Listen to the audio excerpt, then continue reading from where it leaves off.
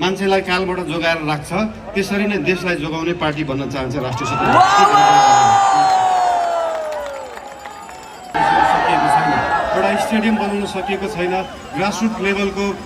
training सेन्टरहरू बनाउन सकिएको छैन त्यो ट्रेनिङ सेन्टर बनाएर त्यो फुटबल विकास गर्नलाई आज गरेको हाम्रो इन्भेस्टमेन्ट 10 वर्ष पछाडि देखिन्छ एउटा फुटबल प्लेयर राम्रो बन्नलाई कम्तीमा पनि 10,000 घण्टा प्र्याक्टिस गरेको हुनुपर्छ त्यो प्र्याक्टिस गराएर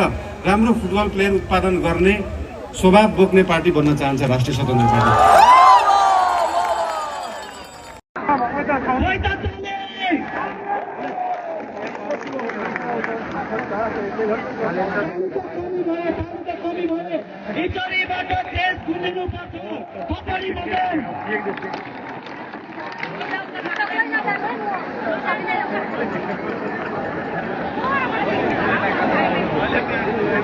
Vai,